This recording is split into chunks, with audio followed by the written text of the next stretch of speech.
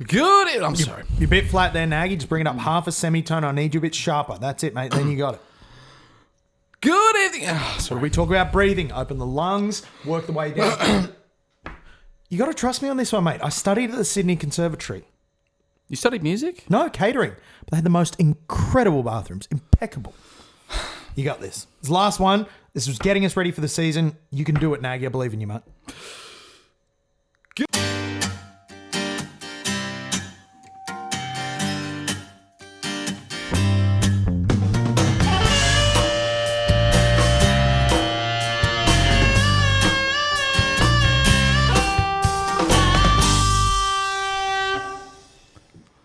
Good evening and welcome to the Joust. My name is Nagy. I'm here as always with my co-host Liam McNeil, back for another season 2020. Liam, how excited are you on a rating from 1 to 10? I'm going to give it a number 12, Nagy. Go a big old number 12. You know, it's been a long off season. It's been tiresome. It's been exhausting. It's been harrowing. But we got through it and we're here and we're ready to fire. And I just can't wait. It's good to be back, isn't it? And we're recording live here from the Gents at the Commonwealth Hotel. We've made ourselves very comfortable We in have here. indeed. You know, we gave it a quick scrub beforehand. Not that it wasn't in beautiful condition, of course. Yeah. Commonwealth Hotel, well known for their hygiene around around Newcastle.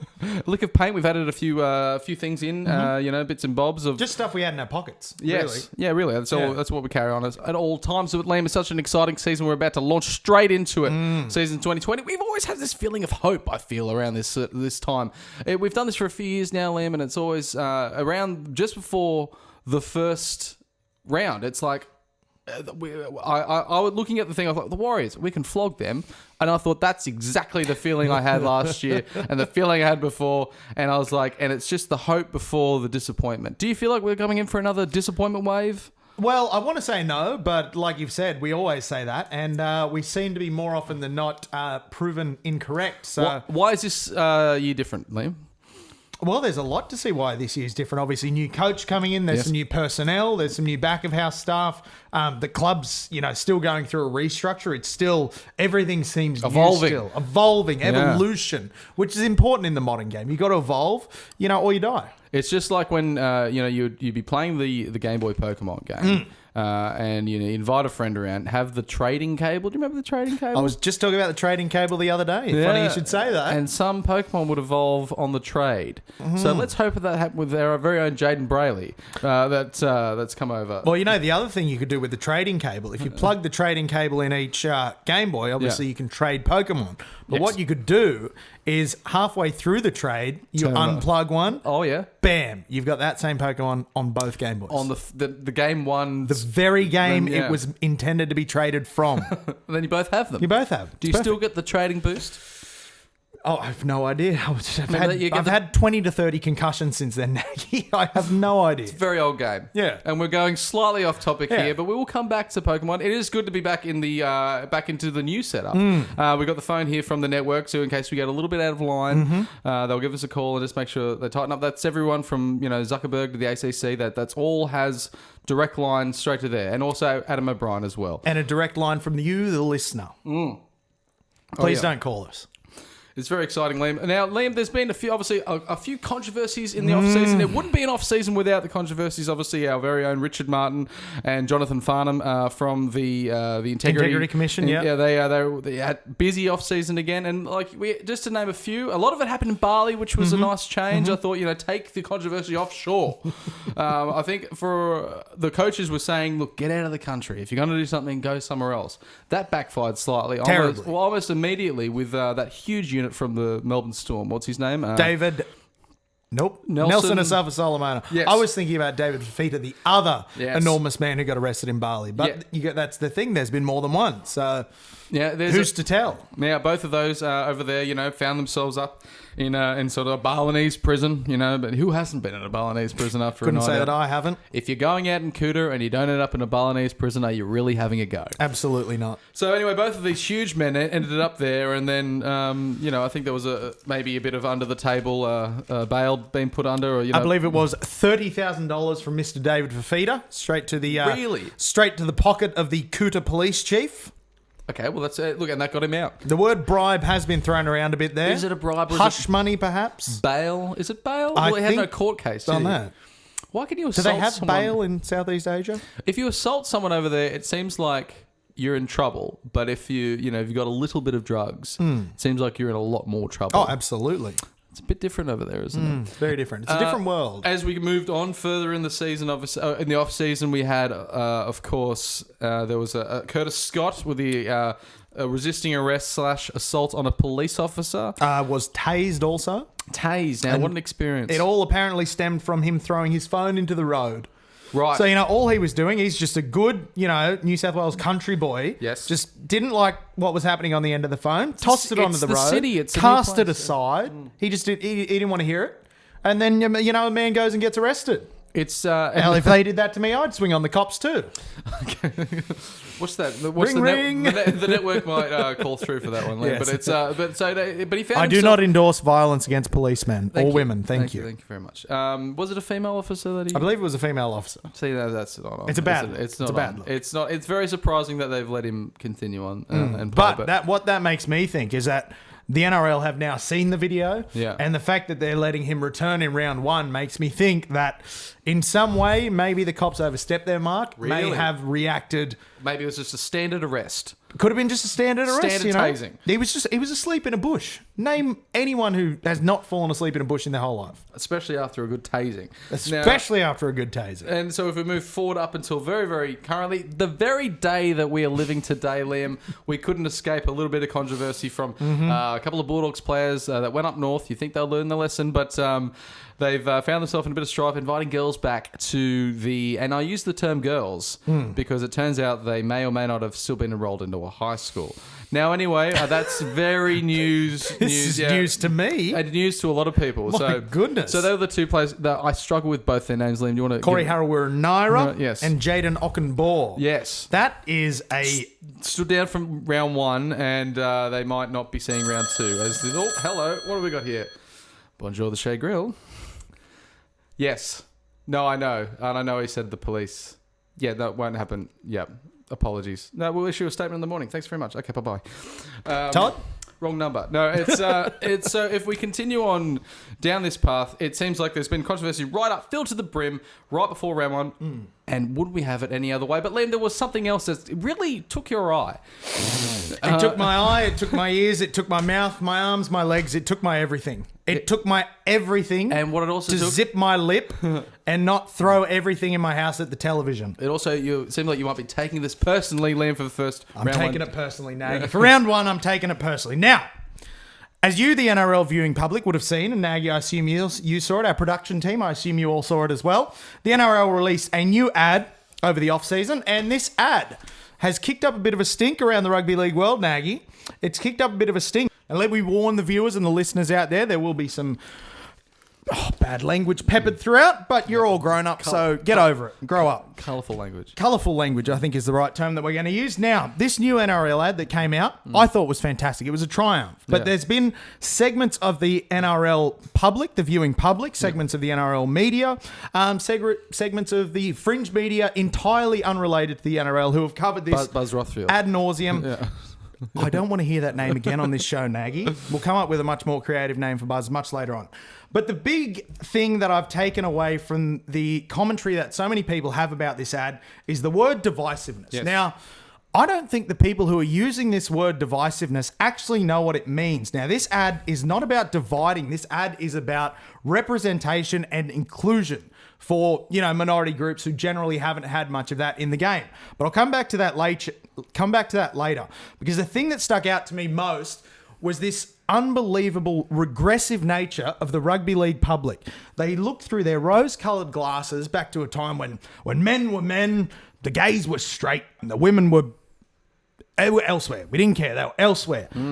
It's 2020. There's no room for that bullshit in society, let alone in the game of rugby league. The world has moved past the people who think like this. Yes. Indigenous Australians, Maoris, Pacifica people, women, the LGBTQI community, people of colour, they've been a huge part of our game, mostly in recent times. Obviously, they're slowly getting into it. But these people need to be represented. They need to be able to see something of themselves in the game of rugby league, because that's the only reason they'll get involved. If they can see there's a pathway and they can see there's an option and they've got role models, then all of a sudden, bam, you've got a whole new audience for rugby league that we didn't have before. Yes. Back in the past, it was lower to middle class white guys, and that was it. Everyone else was ruled out of the game. And it's just time that we move on past this regressive, rose-colored glasses bullshit past that everyone seems to want to cling on to. It's time to move on. Now, representation is something I want to talk about and why it's so important in terms of what the NRL are doing at the moment. The communities that are being represented in this ad, the minority communities, the Indigenous Australians, LGBTQI community, especially the growth of women, they need representation because in the past in rugby league, they've had very few role models to look up to. So they didn't have, a pathway, a way they could see getting into the game. But, and then people want to talk about it being divisive. How is it divisive to try and include more people in your game? It's the exact opposite of being divisive. Now, they're part of the I think I know where you're going with this, Slim, and what you're saying. Sorry, I've built up a sweat. Oh, you have. It's what you're trying to say is some people came out and said it was virtue signaling and it was box ticking. But what you actually saw was genuineness of how the game has changed. That's how the game's changed. That's the world we're living in. Not just the game. The world has moved out. Our very own, slightly attractive grandma and Tina Turner. To where we are now. She's much better looking than my grandma. Yeah, well, and she's still, I guess you could probably still describe, she's probably in her 80s now. Yeah. Aged beautifully, though. Yes, yeah. And so in that time till now, where a lot of people see the birth of the game, that we had that ad, the Simply the Best. Do you remember the Tom Jones ad, though? What a try, what a try, what a try, I don't remember what a try. And that was sort of like... sounds fantastic. I think we should bring that one back. Tom Jones. Tom Jones. Can we get in there any Tom Jones on that he sang a promotional song, and I believe that was also the next step from probably the aging singers to come back. What a team, what a team, what a mighty good team. Yeah, we've got a bit of vision of it here.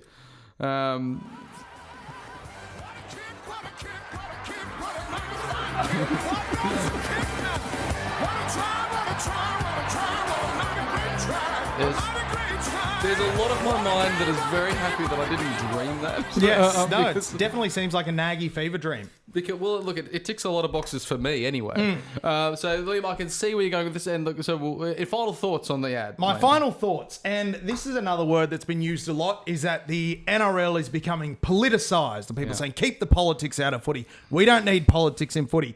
That's a load of bullshit. Rugby league, by its very nature, is inherently political. Yes. It was formed as a reaction to the wealthy upper-class elites in England who forced amateurism on the game, and the working class just couldn't do this. It was a form of class warfare against your miners, your dock workers, all the people who were trying to get involved in the game. So the whole game was born out of politics, and it's such a political platform. You see, all these politics trying to use the game to see themselves as the everyman. You've got your Joe Hockey, North Sydney Bears fan. You've got Scott Morrison, number one Sharks ticket holder. Tony Abbott, number one Seagulls ticket holder. These men use the game as a political tool to try and make themselves seem more accessible. And so the game has never been free from politics. Hell, in 1940, the game was banned in France by the Vichy government. You know what the Rugby League did? They fought back against the Nazi collaborationists who were in the Vichy government. They brought the game back in 1944.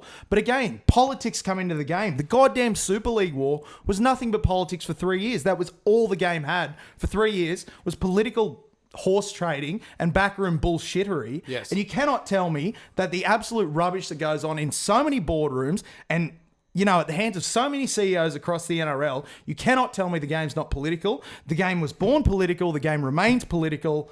The game is intensely political, and I'm sweating so much right now. So sweaty right now. Hello? Oh, yes. Yes, Mr. Kent. Sorry, Mr. Kent. Won't happen again. Sorry. We've gone over a bit over time now, Liam. Now, it's thank you very much for your thoughts on the ad. I honestly hope that there's not another ad put out this year, because look, in the end, look, it is to a. I don't really look. What's the point of the ad, really? The point of the ad is the point of every other ad. It's the entire point of advertising. They're trying to market is to bring new people into the game. Okay, so they're saying that, and they think they've done that with this ad. I think that they've done that. Absolutely, Wonderful. It's for the fringe NRL fans, which is who they want to bring into the game, the people who haven't been represented before and who we want being a part of the game. And that, I don't understand what people think ads are, because that's the whole purpose of an ad, is to bring people to your product, is to introduce new people to what it is that you're putting out in the world. Yes. And so I don't think these people know what an ad is or what it actually does. So I just think the rugby league community, even though there's been a lot of positive outcry about it, a lot of people saying it's fantastic and wonderful. Which is what you agree with. Which is what I agree with. There's large segments of the rugby league population who have made me absolutely ashamed to call myself a rugby league fan. Hello? Yeah, I know. He's gone on quite long. Yeah, no. No, he's wrapping up now. Okay. Bye-bye. Is that Todd again? Yes, I know. Liam, we must move on. We have so much to cover in this please. first episode. And look, there's we've got a couple of new changes to these this lovely NRL side of ours, the Newcastle Knights. We do indeed. Now, there was one major signing in the number 9 jersey, Jaden Brayley. Jaden Brayley. Which was exciting signing. I really think, to get the spine working, to get them... It's such an important position. It's real hard of the side. And it's, to really... get the forwards moving. That's when we played our best footballs, when we had a really good hooker in Danny Badiris. We've got a chance now with a young fellow that's come from some great hooking crop, I guess you could say. Was it 3 brothers, 3 hookers? 3 brothers, 3 hookers. It was indeed the Brayley family. Quite prolific. But the hooker, it has the most touches of any player. And it has such an impact on how the team plays. So... new hooker in. He played both trials. Looked really good. That's it. The kid shows a lot of promise. I paid a bit of attention to him at the Sharks last year. Beautiful passing game. He can throw 20, 30-metre passes left and right. Yep. So I think that'll suit the Knights, because especially with the way Kalen Ponga plays, we want to play a bit wide off the ruck. And, one of the... well, I guess it was a Brownie game plan, but, attacking those railways and then swinging the ball back the other way. When you've got a hooker like Jaden Brayley, where he can get that first pass so wide off the ruck, that immediately opens up that whole side of the field for the attack. So I really like what I've seen from him so far. I don't know why it didn't really work with Danny Levi, but it didn't work. It didn't work. There was a piece missing, and look, we weren't going to go backwards from Pearce. We, from what he put up, especially in the middle core of the game, the season last season. But really, he's an integral piece. Ponga's an integral piece. Where else do you look? We're still looking for the number 6. So hooker was that piece that we needed to move. So, look, I'm all for it. 84 games I think Danny Levi had. Good service to the club, but we have a history of hanging on to players right up until retirement for no real reason. And so it's not near enough's not good enough anymore with the Newcastle Knights. So I'm interested to see. And the same way that if Jaden Brayley doesn't work out, we'll be looking for another hooker. Absolutely. And I think what I noticed from him last year as well is he's really working on his kicking game and his running game. So I think another off-season working at those 2 particular parts of his game. This kid could be a really, really good hooker. I like the look of him. I think he's going to be fantastic. Scored a try in each trial, I think, yeah. That's a good stat. Yeah, very good stat. They weren't obviously, the game against St. George, I think, was a little bit more. Was I right on that? He did score against St. George? Jaden Brayley. Yeah, he did. So he scored against that. And if anyone knows the answer to that, you could call in and let us know. They just said it. They did too. They did. The men told us the thing. The men told us. They what? So that's Jaden Brayley. I think he's done great work so far. He really dug in the trials in something where in the past we've had this a bit of history of sort of like not really going in hard on trials. We've sort of like taken people off. But even in even though the side that we're playing in Central Coast at Gosford was mainly against That's it. It was the Wyong Roos under 12s side, basically actually. it was. But, we still put like a lot of money back on the field in the second half. We kept the foot in the throat. They didn't score against us. And 58-0 is really what it always should have been. So that was a fantastic effort to see that it was a consistent way. And a lot of people were signalling saying we took us 25 minutes to score.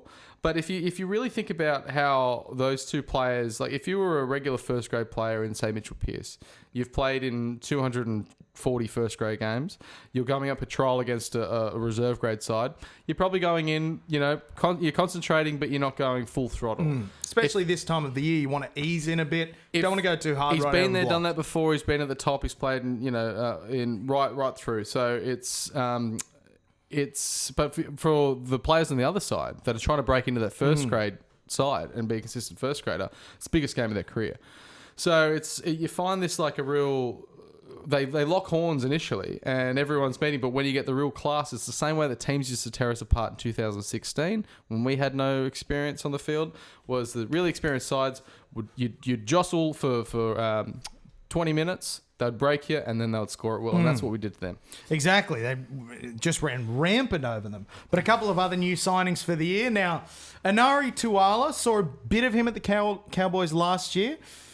Like the look of him. He looks like he's got a bit of footwork about him, a bit of speed. I think he could be a good signing in the centres there. Gehamat Shibasaki. One more time. Gehamat Shibasaki. Yeah, I believe he's actually the first player of Japanese heritage playing the NRL. I'm bad with names as it is. I can barely Shibi. say Shibi is probably a good one. If You remember Dude, Where's My Car?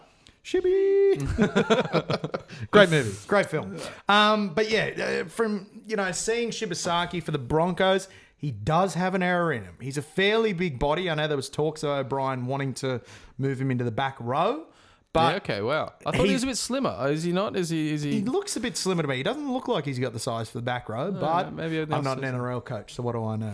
But yeah, I think Gehamat might need some work, but there's some big raps coming on him from a few very well-known rugby league personalities who thinks he shows that he's got what it takes. I was a little bit concerned with the new recruits. It seemed like we were filling a few holes on a budget, and there was talks of making a bigger play for a more marquee signing possibly next year. Losing Jesse Ramian and getting Shibi Ian is he might turn out to be a better signing than Jesse Ramian was, but there's a definite sort of money value difference there, which is slightly concerning, especially because we haven't cemented a number 6. I'm concerned about our back line being a little bit thin in experience and talent compared to the other back lines like the Rabbitohs, for instance, and. Yeah, do you share the same sort of Well, concerns? the thing that surprises me most, especially around that centre position, is that after his performances last year, I thought that Heimel Hunt had 2 hands on a centre jersey. He was fantastic in the centres for us last year. So to move him out to the wing for the first game against the Warriors, he's great on the wing as well. You saw that in his years at the Rabbitohs playing on that left edge. But left edge Rabbitohs, you're playing outside GI, so you can do whatever the hell you want. But I personally think Heimel had done enough to get a centre spot. My to theory, start for sure. 10 years ago, you would be 100% correct, I think, and the talent moved inwards. Now we've got this weird thing where you have your fullback and your wingers are ball runners. So you need to have, if they find a weak winger, they target him all day, they bomb to him, and then they score points. So it's like almost like you want your experience to sort of staple each side, fullback, hook, you know what I mean? Like it's now, and the centers are almost someone that can be starved of the ball.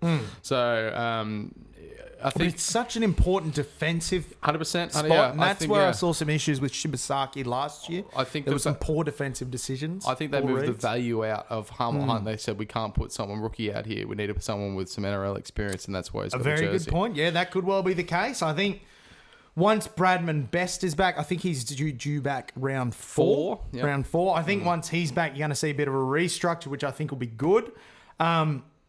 Edric Lee on that wing. Let's talk about Edric Lee on that wing. From the very first game Edric Lee played in Newcastle, he showed us what he can be, not just to the team, but to this town. Like, from that first game, the hatchet job he did on the Sharks' right edge attack was fantastic. He shut them down every time they went near him. Obviously scored that famous intercept to win that game. Yeah. Missed, I think, 10 games, was it, last year through injury? At least, yeah. At least 9 or 10. Pretty much our last 9 or 10. And then you saw we only won 2 games out of those 10, I think it was. And with him, he looked like a bit of that footage now with the game in the balance. And as you see, that famous intercept, Edric Lee runs, 90 odd meters to score. And I think what you're going to see from Edric this year is the birth of a Newcastle cult hero. Yeah. Like you saw the scenes last year at the latter end of the year at Parramatta Stadium, Bank West rather, with Micah Sevo and the Sevo chant, this beautiful Sevo, Sevo. I think that we're going to see a similar thing this year with Edric. He scores that try in that far corner and from the corner you have right. to use his first name because Lee doesn't really work if you continue. Edric. And then it becomes a roar. Yes. And then we blow the roofs off the stadium. I think Edric Lee's going to really cement himself as a cult hero in Newcastle this year. I think for us to win, he has to be playing. Well, he was amongst our best every game he played last year. He was strong. He was strong, and we definitely missed him when he wasn't there. He's a very strong boy. Who else is having a big season this season, Liam? Now, for me, obviously, Clem. That goes without saying. Clem's going to have a fantastic season. Who's lifting from last season? Who's lifting from last year? I think we're going to see Daniel Safidi lift. Another season spent with Clemmer, the experience in Origin camp. It's really his year to step up. Last year, he wasn't bad. It wasn't his best year. Stats-wise, it was his lowest. He was his lowest, wasn't it? Yeah, so I think he should pick himself up this year, but I think having Clem around and the Origin experience, I think he will. Yeah. He'll be much better for the run. So, yeah, I think Daniel Safidi, hopefully we'll have a big year. And I like Herman SC at lock. The side that people just thought he was gone. Yeah. And then to find himself back in the side, I thought he was already signed with the Bulldogs. I think most people did, yeah. I thought the deal was done. And so to see him come back... never left, but see him back in the side is fantastic. So because he does that a lot, he loves the ball in his hands. He's a good ball runner, and he showed a bit of finesse. Oh, he's a finessey Essie. To put Lachlan Fitzgibbon over. He did. Yes. I'm thinking there's a big year from both Lachlan Fitzgibbon and Mitch Barnett this year, and I think it needs to be for both of them. Mitch Barnett has these, a bit of a rocks and diamonds sort of a career, I guess you could say. But players love him for it. Players like playing with him. He's won the coaches award 2 years in a row. But Lockie Fitz had a much quieter season last year than his previous two, probably you could say. And so I'm looking forward to seeing Lockie Fitz back at his best. Back at his best. And he looked good in that trial. He did look good in that trial, didn't he? So we got some movement there in the forwards, but I think we both agree that with the new hooker, new direction, we will see a lot of good, big and better things out of that. Also, we've got the one that was spoken about the most. It was Connor Watson. Where do we fit Connor in? When the news came out that Connor was likely or was training at 13 and looked likely to be starting at number 13, I was a bit off it. But then the more I thought about it, the more I like it because obviously watching Cam Murray play last year, he was unbelievable. And I feel like Connor Watson's a similar kind of player. He's explosive. He's got the footwork. He can break. No, Cam Murray's small. You reckon? Yeah.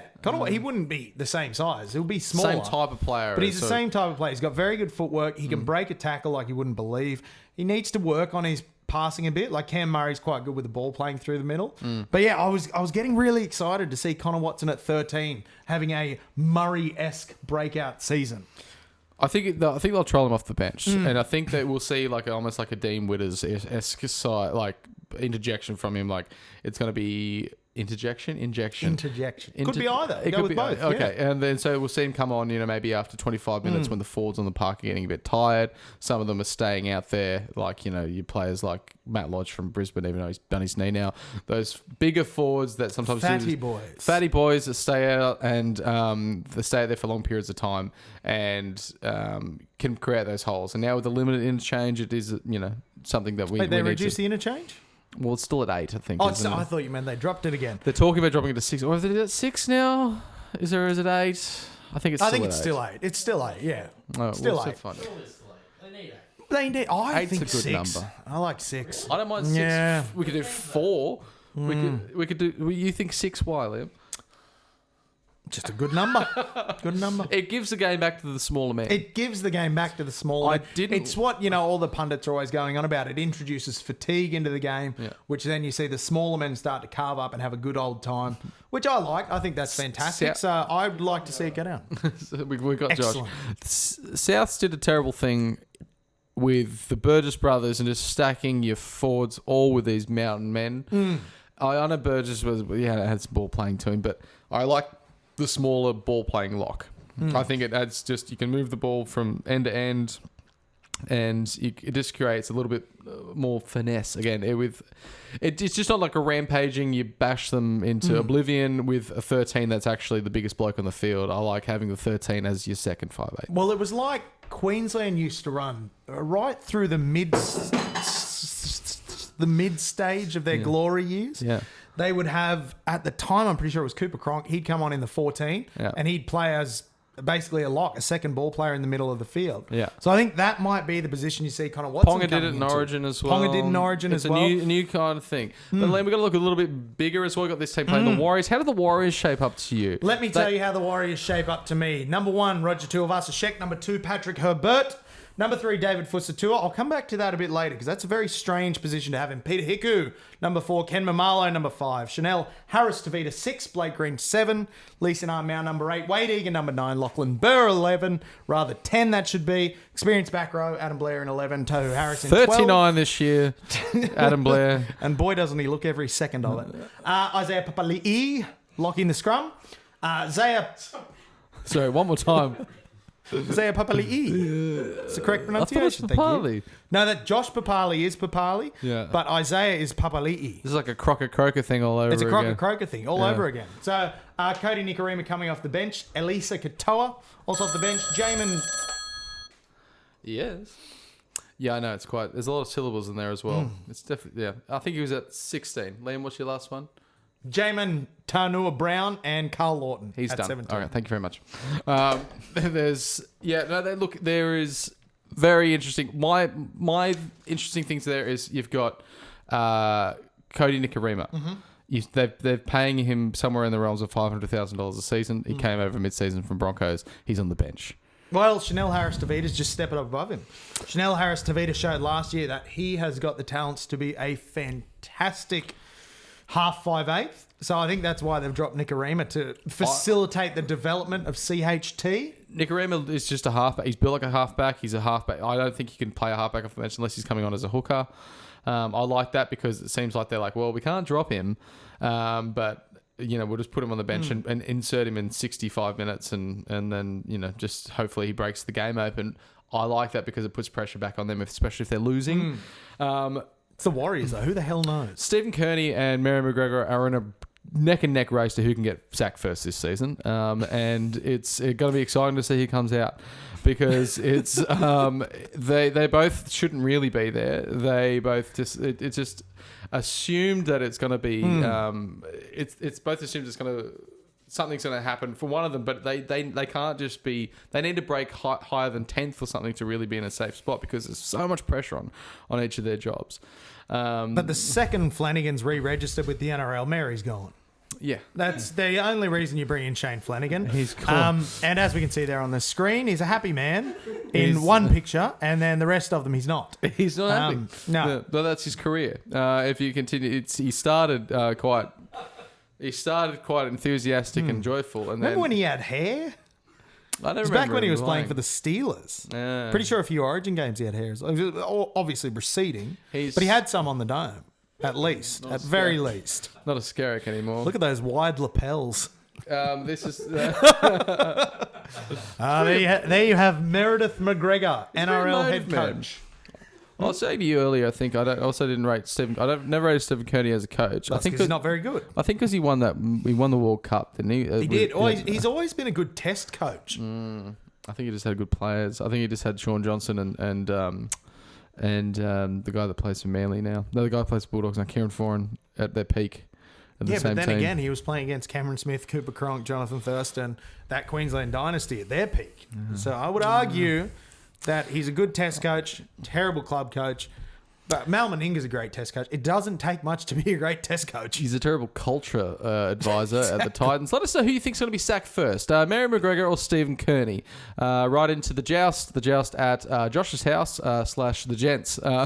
And feel free to call the Nightline as well. Cubicle 2. Cubicle 2. So we've got the Warriors. How are we going to beat the Warriors? How are we going to beat the Warriors? I have no idea. No one knows. No one in the world knows how to beat the Warriors because Doesn't know what half the time the Warriors beat. beat themselves, half the time the Warriors beat your team. The other half of the time, they're just, I don't know, they're an enigma. They haven't really signed anyone besides Cody Nicarima. That's really, really exciting. No. Two of us... Wade Egan, they've signed from Penrith at hooker. Two of us that's exciting. Two of us is carrying a bit of an injury. And look, they didn't beat anyone in the top 6 last year. They were just bottom feeders. You could argue so were we probably. But look, it's so it's going to be to see who comes out on top. Now, Liam, But before we dive straight in. I forgot about the Fuss. He scores 20 tries every game against the Knights. Yeah, that's true. We've got to worry about the Fuss. Don't worry about the But they have moved him to centre. Again, one of Carney's masterstrokes. Moving the best winger at your club into centre. Great idea. He's like, Well done. You go, Well done, Steve, what are you Stephen. doing? He says, I'm trying to get fired. That's that sweet, sweet payout money. Now, Liam, looking a Yes, bit Nagy. broader, Broader. is not only players... Broader. I barely know her.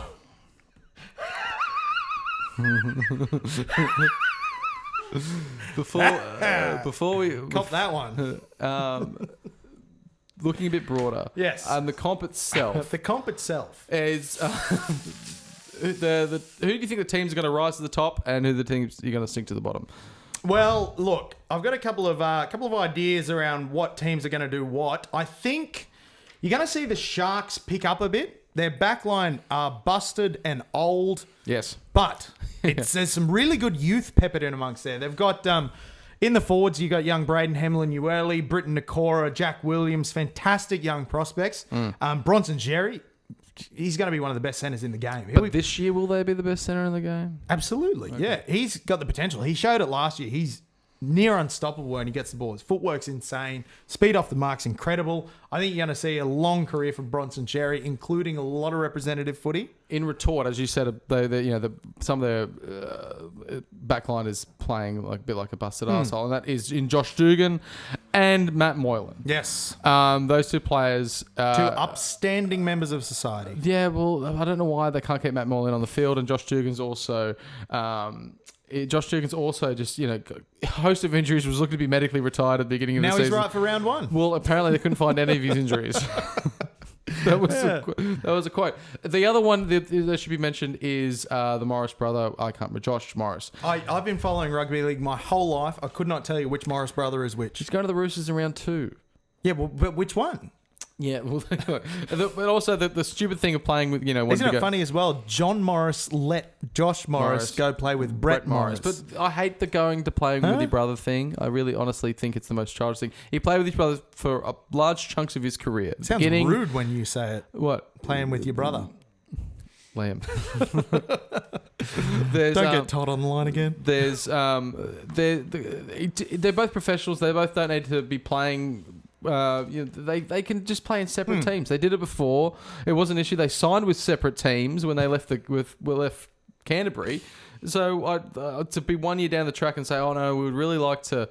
It's like they're both 31-year-old guys or something. It's like they're gonna have plenty of time to hang out. That's outside very of work. generous, giving them 31 years old. I don't know how old they are. Yeah, like 40 or something? 40, They've been around forever. But they don't need And to... they've been fantastic forever. I will die for the Morris brothers. Okay. Through all those hard years of origin, they were the only shining lights for New But- South Wales so many times. Liam, just two more teams that you think Two more that teams. you, Now- that you think are going to sink. That I think are going to sink. Yes. All right. I think that the Dragons are somehow going to go... Oh, no, they finished second last. You can't get much worse than that. You're going to go worse than they did? Or No, they're I don't gonna think the get Dragons better? will go worse than they did. I think the Tigers will stay in ninth because that seems to be the perennial place that the Tigers belong. I want to say I think the Warriors are going to go to hell, but it's the Warriors. No one knows what the Warriors are going to do. The Warriors don't know what the Warriors are going to do. I think the Eels might be in for a bit of a shock. Someone said recently, they're like, why don't we have a second New Zealand side? Because the first one's terrible. First one terrible, yeah. No, there's a lot more things to cross off the list before we get a second New Zealand side in the comp. I'll be interested to see how the Eels go. They've signed well with Ryan Madison coming into the team. Yeah. They've got a fantastic young 5'8" in Dylan Brown, who looks like he's got some real good footy ahead of him. But it's his combination with Mitchell Moses that will set the standard for that team for next year going forward. They worked well together last year because Moses was allowed to be the dominant half as opposed to the year before. He was arguing with Corey Norman, having blow-ups on the field. You know, they were. I don't know what was going on behind closed doors, but it wasn't working. So it'll be interesting to see how Dylan Brown will develop alongside Mitchell Moses, and I think the Eels season is really going to rely on that halves combination clicking because you have a young hooker in Reed Marnie, so you haven't got the experience up there to kind of lock in what the halves are doing.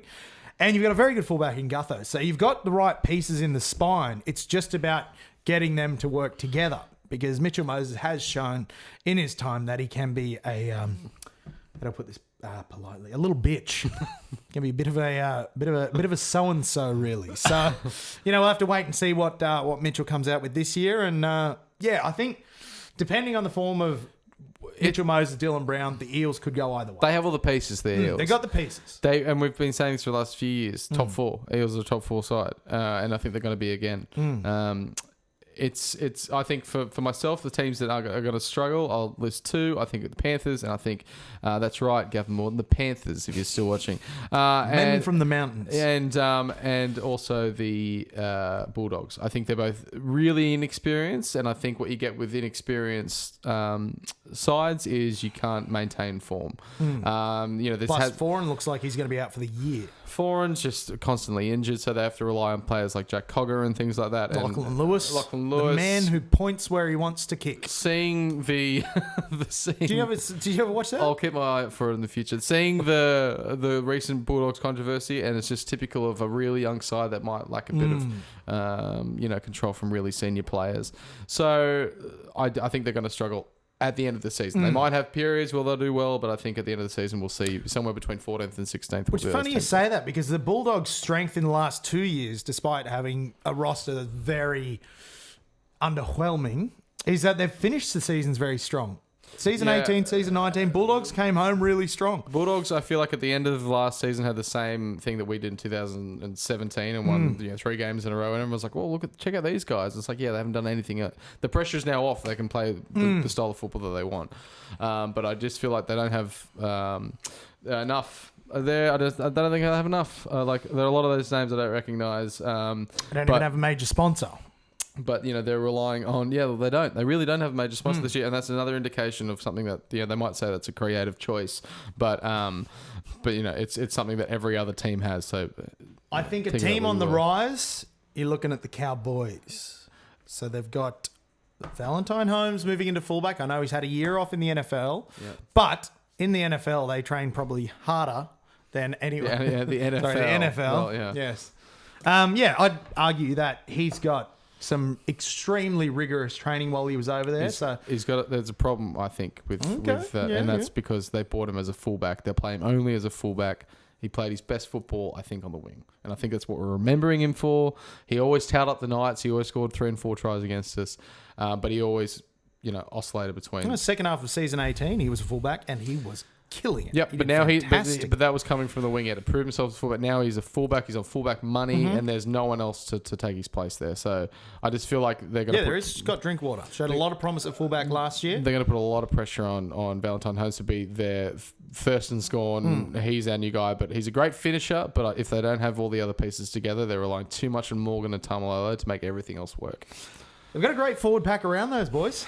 Tamalolo, Jordan McLean, Josh Maguire. Is Gavin Cooper retired? I'm not sure. He's getting a bit old. Good. Can we get Gavin on the show? We'll get him on. We'll get him on. See if he's retired or not. You got his number, don't you? Yeah. There he is. He's on the show. There we go. Thank you for joining us, Gavin. How old is he? 84 years. 34. Jesus. 34. Yeah. All right. It's from a place called Mergen. Didn't know that was a place. Liam, final thoughts on this season, Liam? Final thoughts on this season. I am excited. I am exuberant. I'm feeling renewed. I'm feeling refreshed. I feel like a new man. I feel like we've got a new team. It's a whole brave new world. We've got basically the same team and a new director of football in Danny Badiris, which we've commemorated with a little figurine in front of us there. Welcome to the show, the director of football, Danny Badiris, screaming and holding a ball. As he was well known to do. No one's mentioned the fact that it might be our third director of football in about 4 years. It could, highlight huge sort of structural backroom problems that the club is having. But, let's move forward very positively and think that's not the case. Phil Gardner is not an evil Disney villain. He will not shut us down. And you know what's never gone wrong before? Appointing former players to high-ranking office positions. Never gone wrong. It works every time. I think every time. A lot of confidence there. Also, if you like us, please like us on YouTube, SoundCloud, Facebook, Spotify, Twitter. Can you like on Spotify? I don't know. I don't know if you can like, but you can listen. Follow. That's a better Thank you, word. Josh. Thank you very much, Josh. But please, all those social pipes, please click like and follow us for this season. We're looking forward to coming back every week, usually on a Wednesday. And also, we might see a lot of special guests come through this season. We've got a special one coming up in Mitch Garling, the very own stand-up comedian, coming up very shortly. Might be next week, might be the week after. I haven't really confirmed that with anyone yet, but keep your eye out for him as well as a lot of other recognisable faces. Thank you very much for joining me this week, Liam, for the inaugural recording from the Gents at the Commonwealth Hotel. And we'll be seeing you all next week. Go you Mighty Knights against the Warriors, 3 p.m. on Saturday. Will you be there, Liam? I will be there, Nagy. Wouldn't miss it for the world. Excellent. I like the new members' hats as well. They're good, aren't they? A bit of a different blue. If we can... The camera on there. It's got a bit of a more navy blue, and then obviously you've got the... Looks like the Roosters. The reverse. It does look a bit like the Roosters blue, doesn't it? Then you've got obviously the reverse logo. On this side, you've got 2020 members and Knights right on the back there. Nice touch. There we go. I had a haircut today too. It looks nice. Thank you. Thank you very much for joining us. We'll see you all next week.